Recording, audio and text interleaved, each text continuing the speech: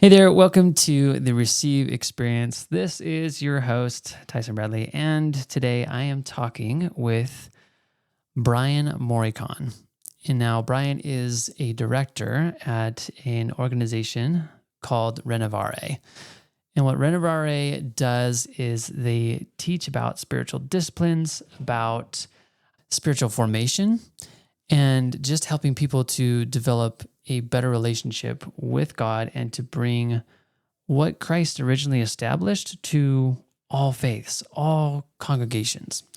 The thing that I loved about our conversation, though, and one thing that I've loved about following along with Renovare is Brian is someone that writes the emails. And there have been a few times where I've read these emails and it's just been really powerful. And we're going to touch on some of the things, some of the concepts that he's communicated in those emails that have been really profound. And I think that you'll find that in our conversation together, that you'll walk away with just a better understanding of how not to see God as this micromanager and how to live in this relational conversation with God that's not about performance. It's not about me trying to get things right. And the way that Brian framed things and talked things, it actually helped clarify things for me or just reinforce what I'm trying to teach everybody. And so I know that you'll get a lot out of this. And I'm just glad that I get this chance to share these conversations with you because of how powerful they can be in your own journey of living a life of listening. So with that, we'll go into this conversation that I have with Brian Morykon. Here we go. In your view, what does life with God mean to you? So there's a Renovare study Bible that they had a big committee of theologians and a bunch of different people in a room, and they were set with the very difficult task of sort of coming up with an overall sweep of the Bible and the overall theme. And they went back and forth on a bunch of things. And Dallas Willard was sitting in the room listening mostly for a while. And then when they had exasperated their thoughts, they asked him. And so he went up to the whiteboard, as the story goes, and started talking about the idea of the Bible being God with his people, God with his people, God with us, Emmanuel.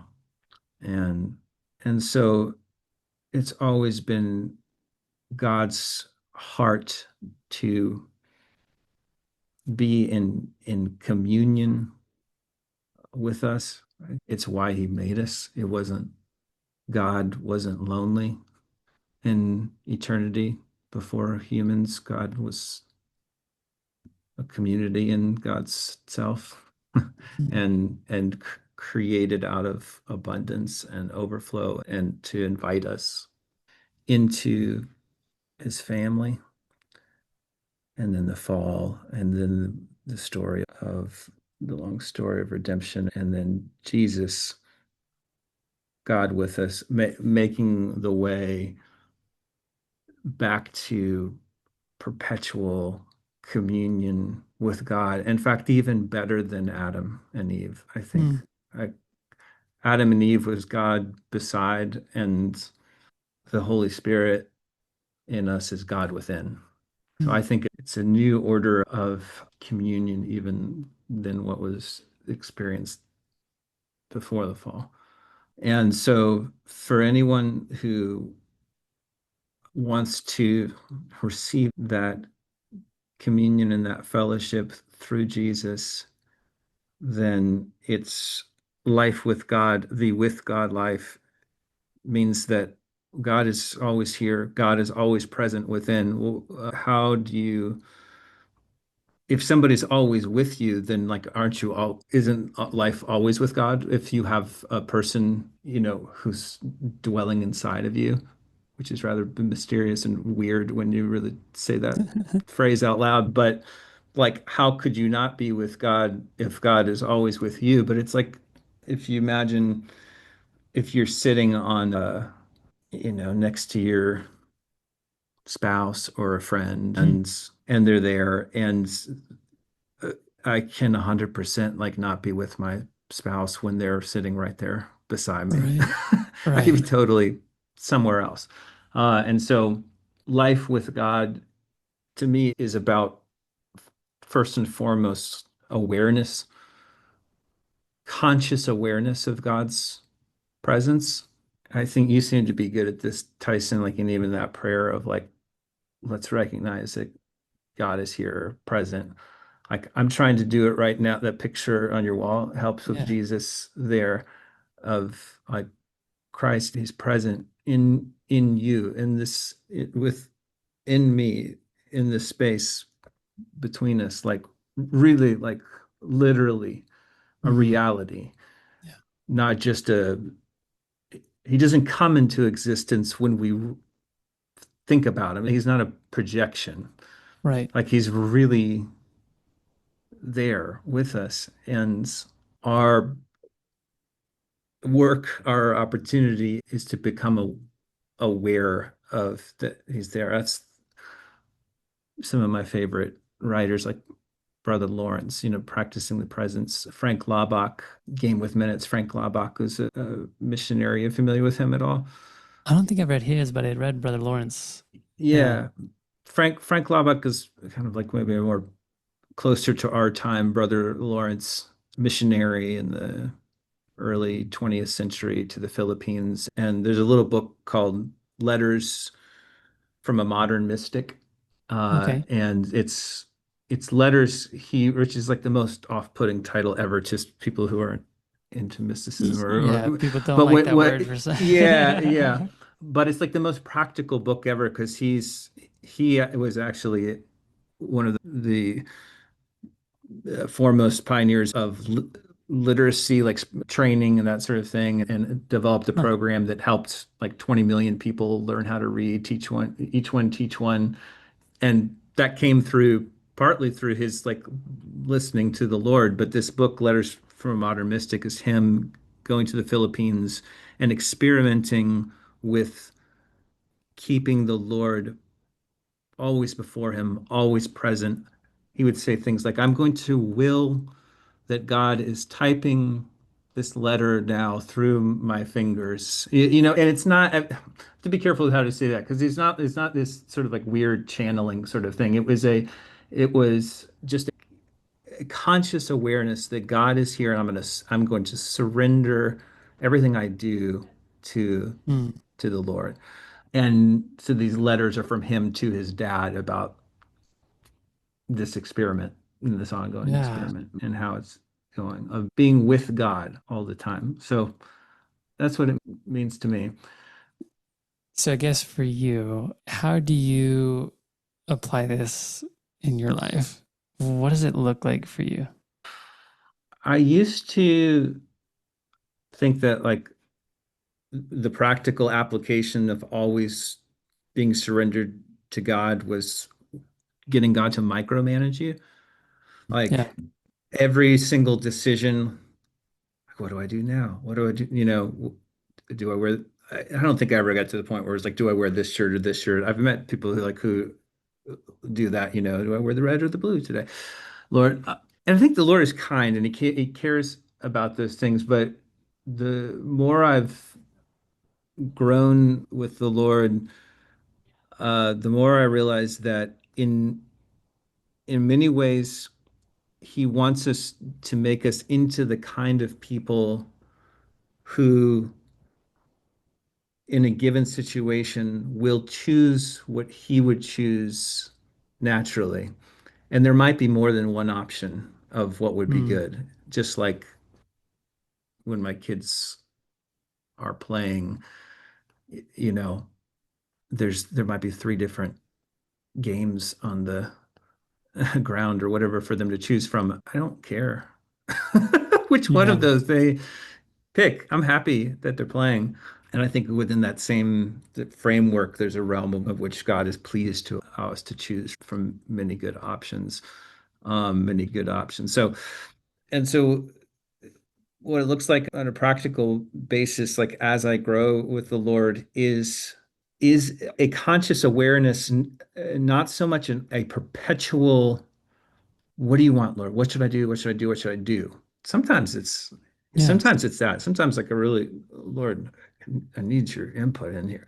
But oftentimes it's like just consciously inviting God in and having that again, that awareness that God is here with me so that I'm sensitive enough so that when if God nudges in a direction, Mm. that I can move in that way. And that, like, for me, that's very vague language. That nudging, what does the nudge feel like? What, it's, and this is where it becomes hard to put language to, but I want to try because we want, I don't want to give over to mystery and mysticism like what belongs in the realm of knowledge. Like there Mm. are some things that are mystery, it's like so mysterious you can't describe them, but there are other things like that, let's actually try and put some words around this so that like people who like long to be with God and hear from God can know what you're talking about and it just being like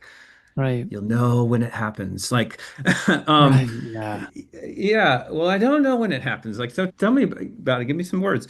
And so the sense of knowing when God is speaking is like sometimes it does come like as like you know physical sensation inside of just like a either a pressure in my chest or just a like a thought that has if it's not a physical sensation like a thought that bears a sort of a self-authenticating quality that has the weight of love and humility and doesn't carry shame or force or coercion, but speaks and doesn't nag. It doesn't have second guessing. It doesn't have, it's there's just a sort of a clarity of thought that is just a sense of if it had words, it doesn't always have words. If it had words, it would be something like, hey, Brian,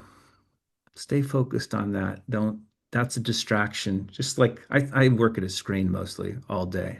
Yeah. And so my best days are the days when I do the thing that I said I was going to do, and I avoid avoidable distractions. Not all distractions are avoidable, and Jesus was a very interruptible person, and I want to be more that kind of person who can be interrupted by outside things when it's appropriate. He was on his way to heal Jerry's daughter who was dead, and Right. the woman with blood interrupts him, and he pauses and he stops, and Yeah. I want to be like that, but and I also want to be the kind of person who doesn't distract myself with just stuff that's just I don't need to be doing. It might be good stuff. It might be stuff that I like doing. It might be sort of tangentially work related, but it doesn't need to be done right now. And even in that, when we ask, Lord, I'd like your help today with work and staying focused, not so I can just be like a good perfectionist, like and good workaholic, or but so I can just do the work that you've given me to do Mm. today and help me to just hear your nudges as you're guiding me in this work. Keep me from distractions, overt sinful ones, and just other ones that are just, good things that should be done next week and not today. And and so just paying attention to those thoughts, to those sensations, and cooperating with God Yeah. in that little way. I mean, that's a super practical Yeah. daily thing. Yeah. So I agree with what you're saying. And I feel like for me, as I'm progressing on this journey, just I find that asking the question, like, what do you want me to know? What do you want me to do? Those are pretty powerful questions. And they at least keep me in connection. Yes. But I think there was an email that you sent once that kind of spoke to the idea of I can take the what do you want me to do? And I can ask that question actually from a place of fear. Yeah. And I can ask those questions from a place of, I need to make sure that I'm doing what the Lord wants me to do. Otherwise, I'm not doing things right. And I I'm not going to be the best kind of person that I should be. And it just creates the shame in that. And so I think the way in which you've communicated this, it sounds like I just want to live my life and I might do things. And really, what I'm trying to work up to is that I have learned and had a relationship with Christ long enough that what I do in this world mirrors what he would do. And what I think about is similar to what he might think about. And that, like Christ, who didn't do anything that the Father, he just did what the Father would do. He Yeah. was kind of walking and talking with the Father at all times. And so that I just have this witness, this presence that, okay, he's right here and he loves me. And I'm fully like whole and resourced, and everything that I need is here and now. So I don't need to go rushing around or fear or any sense of shame because I already belong. And Yes. and God can provide for me whatever I need. He's a great provider. So that just allows me to be free here now with whoever I'm with and in whatever I'm Yes. doing. And I can just, what does it look like to work on this project, or in real time, you and me, what does it look like to just have this conversation and Jesus is here too? Yes. Yes. Beautifully said. I love that.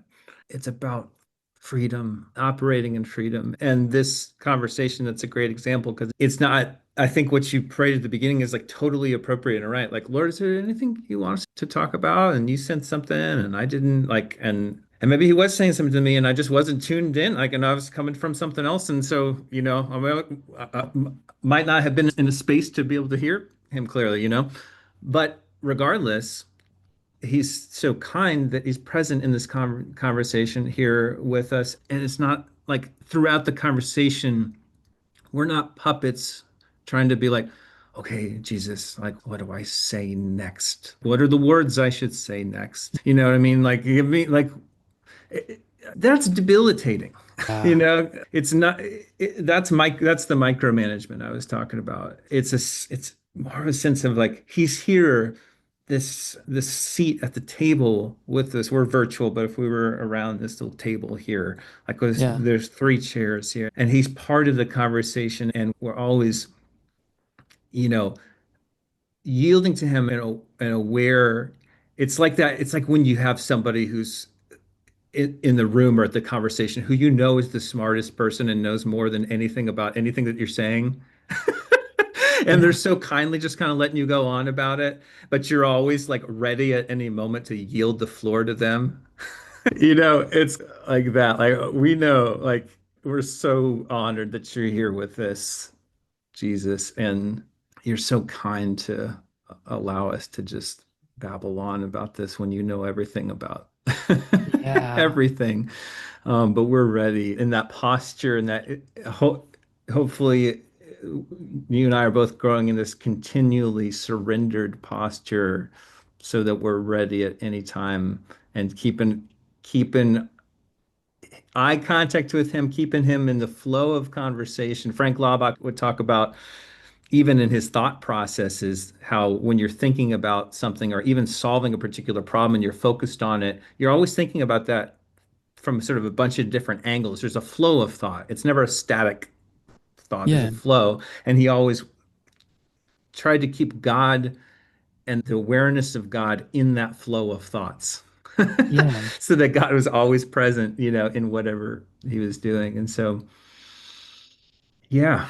Well, I guess like some of this is challenging to me, and I'm trying to find the words to express it because I think there are times where, say, I have a conversation with someone and Yeah. I am asking the question, I'm like, Lord, is there anything that you want me to say? Yeah.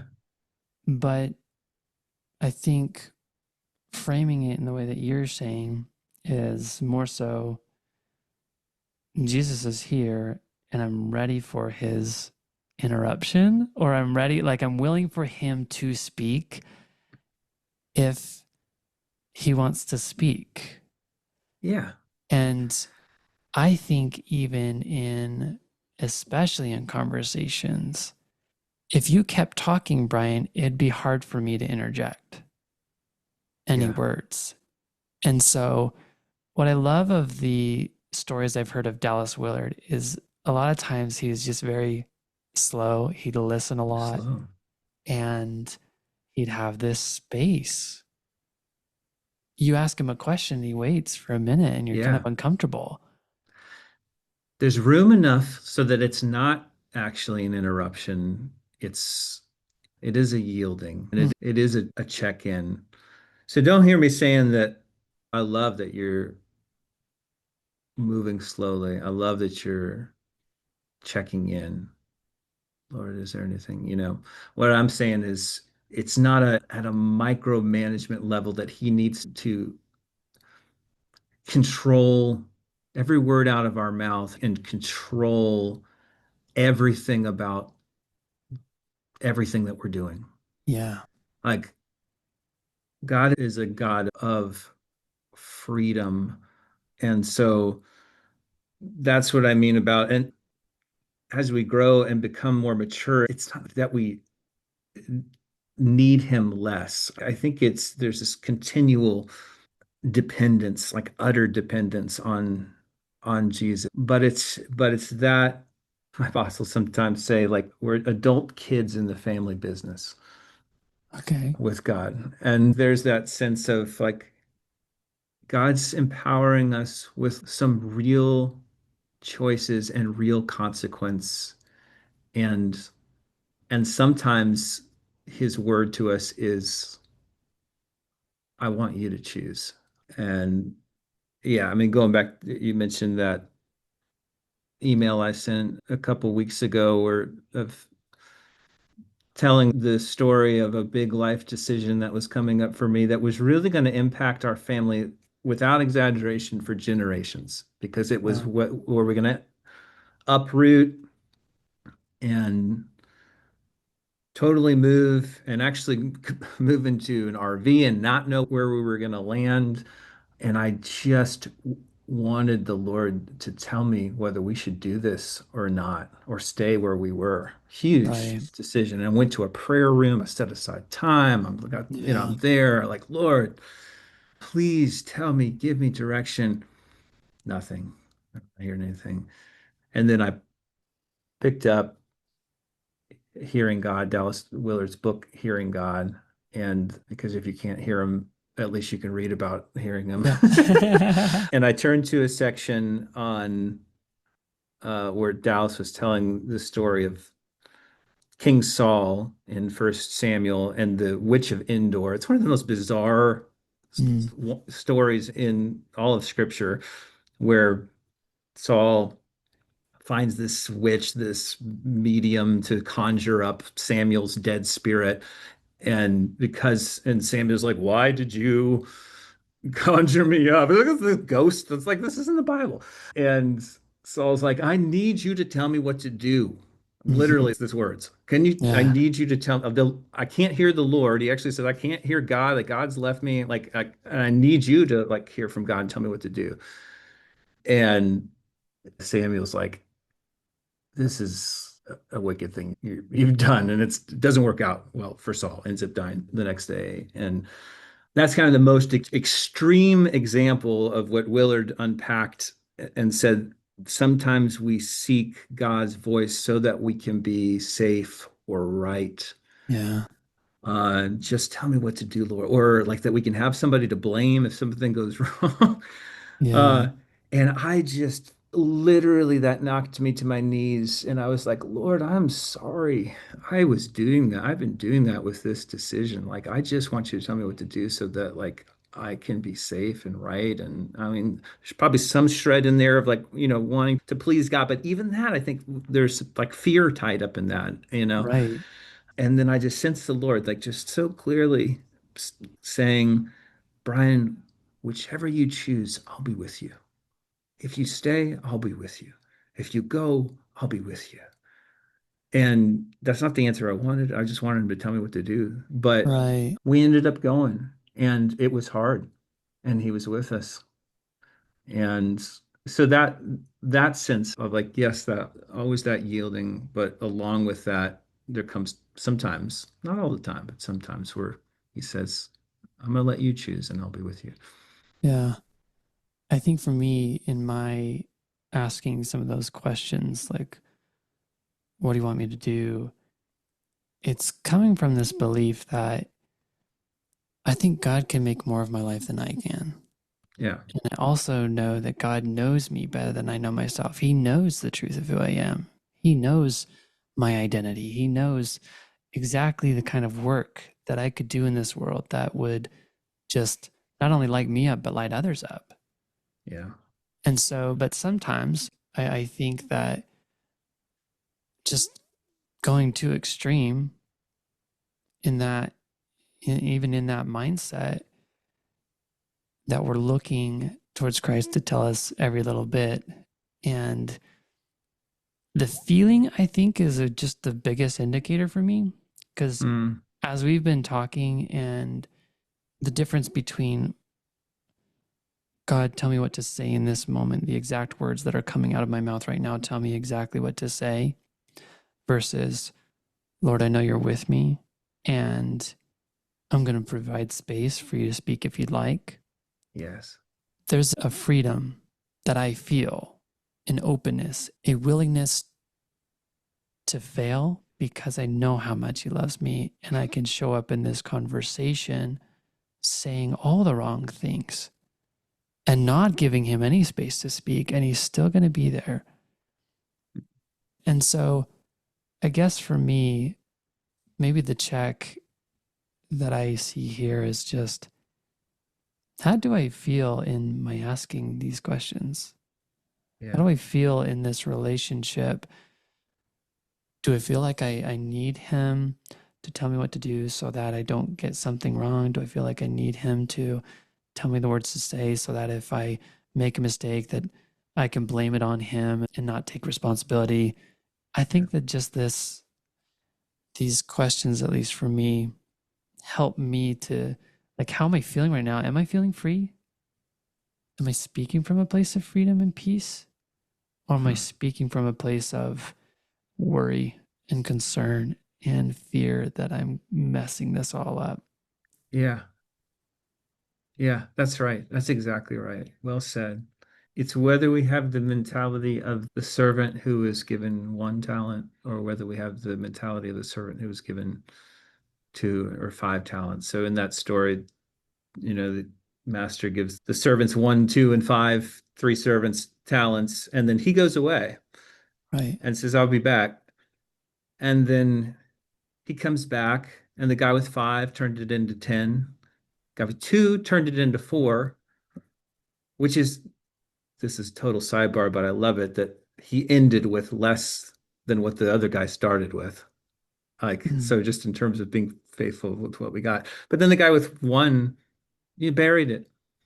And then he says, Oh, master, I knew you to be a harsh man. I knew you to be, and he kind of says all this stuff about his master. And so I buried it. And he tries to like play it off like he was doing that for the master. Like, well, I knew you were like that, so I just wanted to do I just want to give you back. Mm. Here you go. Here's what's yours. And master's like, well, if you knew me to be that way, at least you could have put it in the bank, you know? Wicked servant. And that story bothered me for so long because I was just like, I just thought of the master as God and that God was sort of owning up to being harsh. Right. Yeah. You know? Yeah. Well, yeah, okay, you're right. So at least you would have put it in the bank. But I realize when you go reread it, I think he says, if you knew me to be that way. So he's just saying, okay, if you were thinking of me that way, you know, that's not necessarily an accurate picture.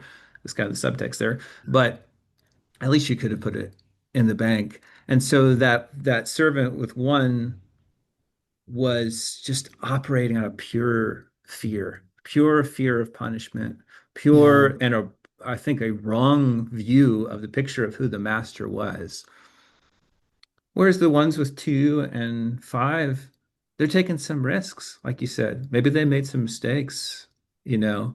And it's not a perfect analogy for what we're talking about, because in that case, the master is withdrawing and then he's coming back, and with what we're talking about with the spirit in us, like he's there with us. But that posture holds true of exactly what you said. Like, am I operating in a sense of freedom? Am I operating, I love that you said, like, am I operating in a sense of peace? And not, I may have anxiety, but am I anxious in a sort of a fear of punishment and fear that I don't belong and that I have to perform for God's Yeah. acceptance sort of way? It's okay for, like, we're going to have anxiety about different things and but just hopefully we can come to the place where we're not anxious about whether we're accepted by God, where we know that we're fully accepted. And so we can operate in that freedom with Him. It's funny you bring up that parable because I was like recently, I think it was even this morning, studying that parable Wow. and realizing the same things that you shared. Just that the servant with 1 talent, and I came to find out that 1 talent was like 20 years worth of wages. Like a Right. Yeah, it's huge, significant. It's no joke. Yeah. significant. Like if someone gave me 20 years worth of wages, like today, that'd be like over $1 million. It would just be like 10 million. It's like, here you go. Yeah. Do something with this. Can you imagine if we put that in today's context and someone said, I'm going to give you $10 million, go be creative, create things, multiply this. I Yeah. would be over the moon. Like to remove that sense of scarcity and to be free in expressing that. Now, the thing is, that servant who just got the one, only $1 million, he only got Right. 1 million, Right. but because he viewed his master as harsh and the constant view, I can just see it in his mind, just like, oh no, I better just bury this. I better, like, I can't mess this up because he will punish me. Yes. Yeah. I better do this right. Well, all I know to do to like at least keep me safe is I'll just bury this. I'll Mm. just bury, he'll return, he'll have his money back, and then I can just go about the rest of my life, you Yeah. know? And that is such a sad way to live. And I think that's actually one thing that really hurts my heart is when people believe God to be that way Yeah. because he is so completely the opposite. And when you start actually talking with him and are willing to accept his love, it's just the things in which you can sense and hear him say over you in your life. It's been amazing. I mean, at least for me. So I Love just that. think if See, that's that's, cool. That feels like the Lord that you read that this morning. That came to yes, my mind in this context of us listening to the Lord, and having a little bit of space. And even since we talked about that, slowing down the pace a little bit, at least for me, trying to.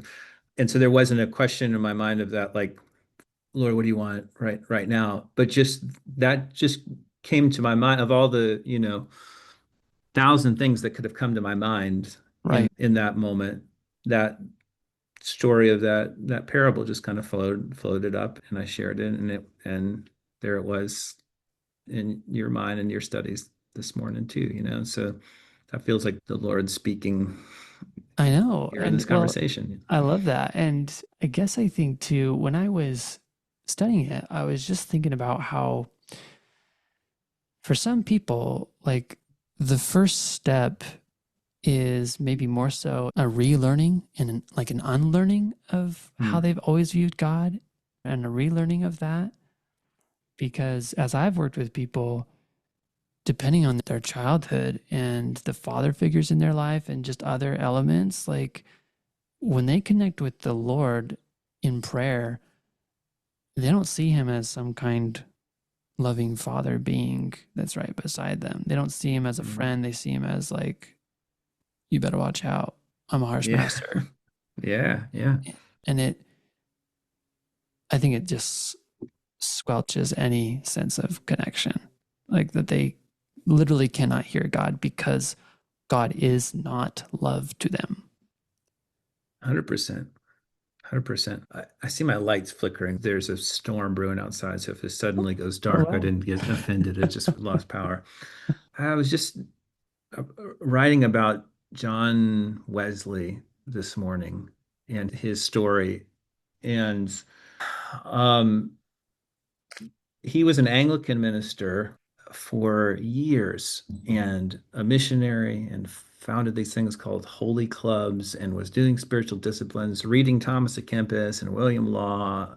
He was a Christian and just, I think, had somewhat that view of God that you're talking about, just this unpleasable master. And Mm, so the harder he worked, the further he felt from God, the less peace he felt, the more he became aware of his inadequacies, even though by any measure on paper, he's super Christian, you know. right.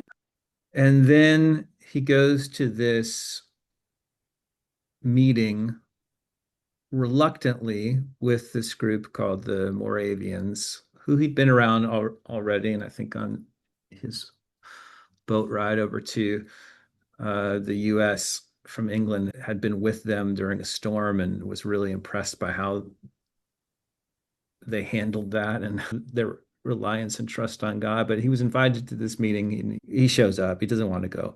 And that's the at that meeting. And the Moravians, apparently, somebody listening to this knows more about them than I do, but they were more focused on Jesus's love and on a relational and even in a healthy sense on a emotional, and though they wouldn't have had this language on an attachment, an attached relationship to God. Yeah. And so Wesley walks into this meeting in that context with Moravians, and somebody's reading Luther's preface to the book of Romans or something. It sounds like the least, heartwarming thing you could possibly think of. But that's when his famous statement, I felt my heart strangely warmed, when somebody's reading that. And he had this, what I would call like an attachment event or an emotional Mm, experience in like emotionally focused therapy, which is used for couples counseling a lot. They talk about having these softening moments of vulnerability between partners that creates this bond and allows for lasting change. Sometimes we think about like emotion stuff or emotional moments as just like, oh, that's just emotional high, and then you're back to the same thing. Well, that can right. happen, but also you can have these moments of breakthrough and a vulnerability that shift things for you forever, and where you come to know in your body and experientially what you previously only knew in your intellect. And Right. so he came to know in his body in that moment that the Father was a good Father and that he was loved and that he was accepted. And while he still, had bouts of depression and bouts of doubts and different things, like it fundamentally shifted the trajectory of his life towards joy and towards peace over the long haul. That moment, that connecting Mm. moment with the Father. Um, I, as you're talking, I had read through this commentary today of people talking about like the culture of the church and how, sometimes the culture is just it's compilation of thousands of experiences that have taught us the way in which we think. And then there was this conversation of maybe like doctrinal drift. And the phrase and the thing that I saw that was the most like maybe challenging for me to see is that sometimes what this person was describing as drifting was an example was focusing so much on God's love that we forget repentance and responsibility. And my view and take on this is that the more I have personally focused on God's love, the more I repent and the more I come into responsibility. And so I don't know what your take would be on that, but Absolutely. I didn't see it as an either or. I saw it as I think that when we have a true understanding of God's love includes inviting us and sometimes convicting us without shame to Yeah. change our lives Yeah. in the way that we think. I think embedded in that um, that view that you just shared of the danger of focusing on love is this idea that love equates permissiveness. Yeah. And I think somewhere in there might be this view that God is withholding from us some good thing. Mm. And so I need to go find that good thing on my own, even if that's against what God says. But he'll let me back because he loves me. But I need to go find this thing like that is going to satisfy me in some ways or do this. But as we come into like deeper awareness of the love of God and acceptance and knowing that he will always bring us back. But as we come to know his character, it's just like, I don't want to go anywhere else. Mm. I don't want to go outside of what you've said because it's like when I was growing up, I used to think the thief on the cross like was like best case scenario. Because it's like you could like live your life however you want. It's like rack up the credit card bills, and then last moment I get into heaven. Yeah. Like lucky. Yeah. It's, you see how wrong that, like Yeah. how skewed that is, because it's like no, like the best way to live life, all of life, from the earliest possible moment that you could do it is like aligned with the way of Jesus. That's the life. That's the good life. Is there suffering? Yes. Like, might you are you going to have to die to yourself? Yes. Like, is that going to hurt? Yes. But is it still the best life and the best way to live? Yes.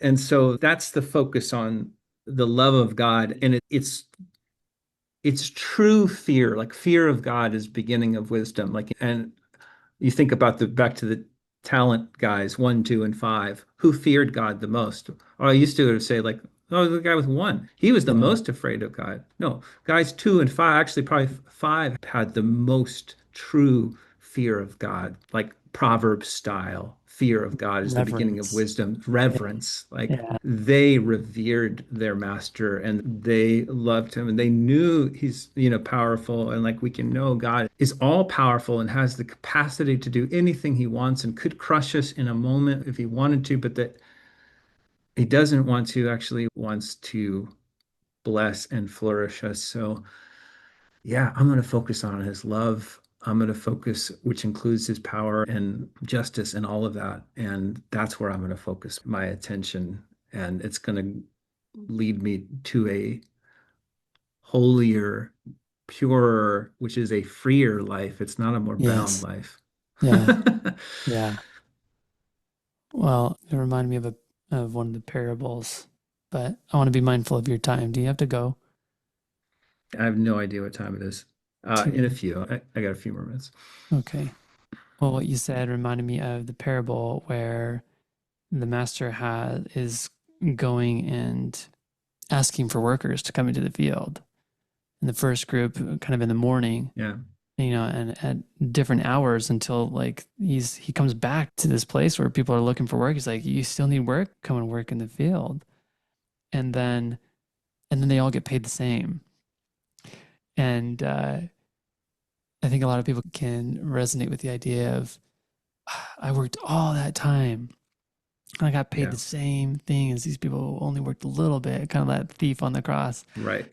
And what I think we don't realize is those who are willing to answer the call at the beginning get to be closer to his presence all the while working.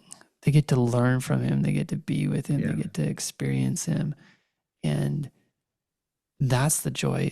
Those who were so focused on the outcome and on what they gained from their work Mm, missed the mark. They missed the whole point. It's not yeah. about even the work. It's about engaging in a life of relationship and closeness to the master. Yeah.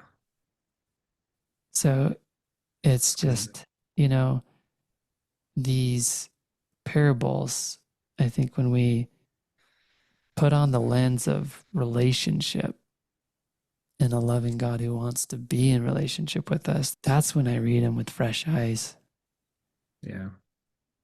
you know. So So good.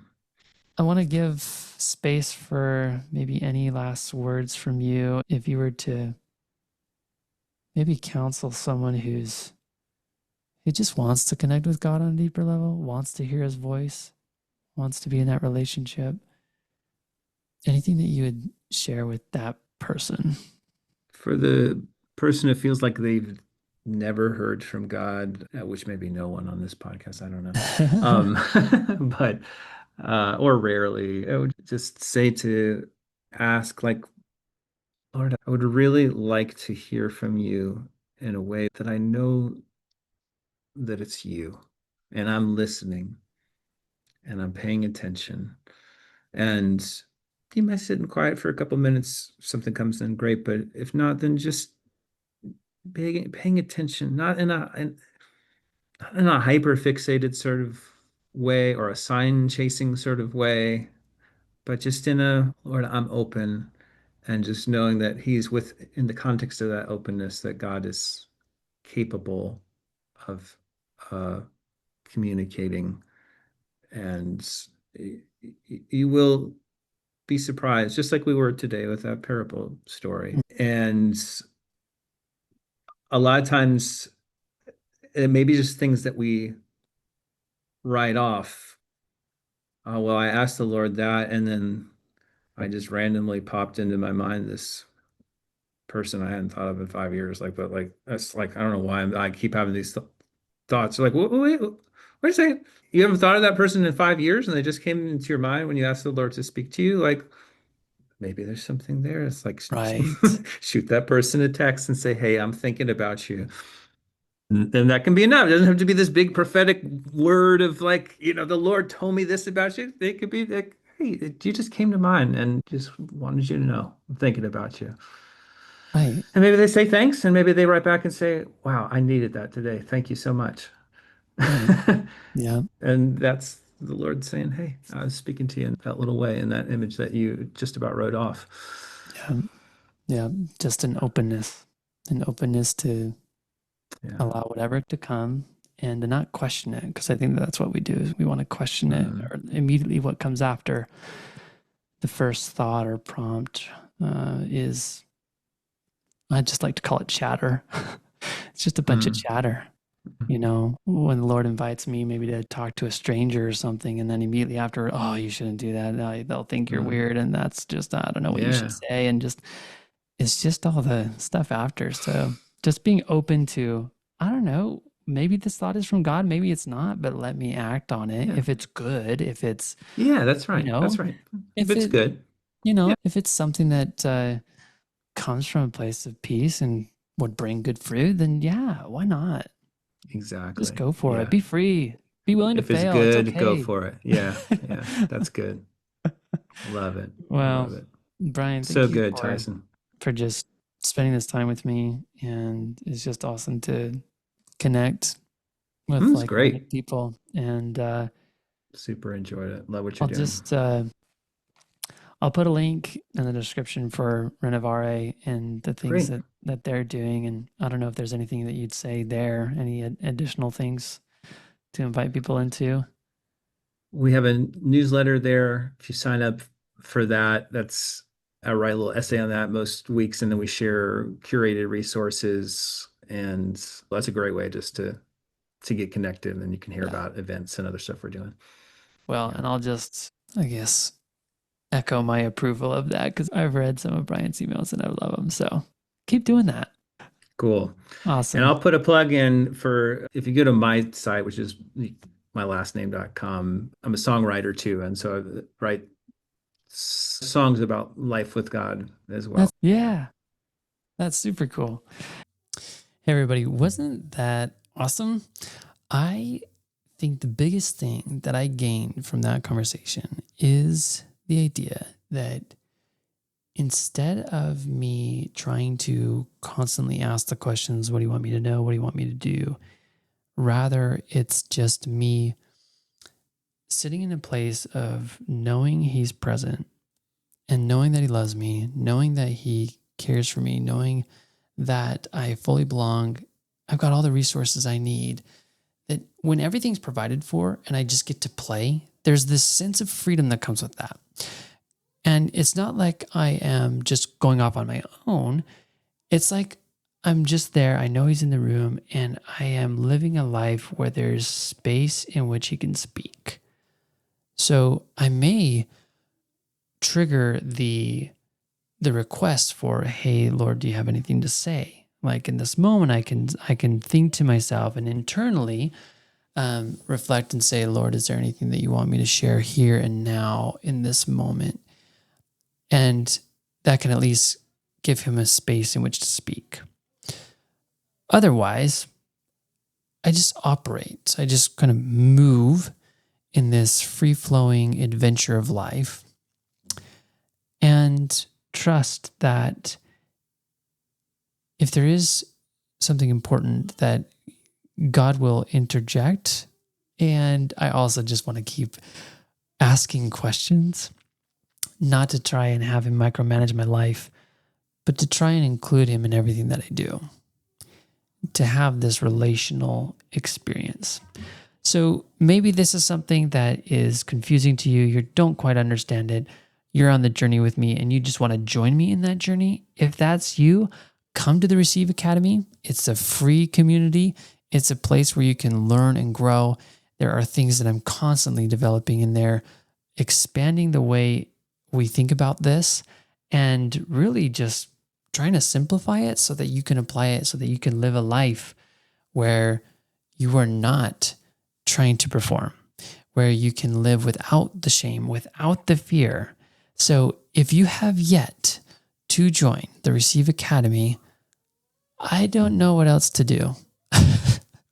It's my constant pitch. It's the thing I'm inviting you to do. If you don't do that, then at least subscribe and share this episode with someone else, because there's a lot of people that listen to this and it's a free thing that you can do, subscribe. But what it does is that it also promotes this podcast to other people. So the least you could do is subscribe, put a review, put a comment, something that would indicate towards the algorithm that, hey, this is something that's valuable. And that would also just help get this out. So if you hear kids in the background, don't worry about that. I hope you enjoy this episode, this time together, and make sure you check out the other video or other podcasts. Okay? Talk to you later. Bye.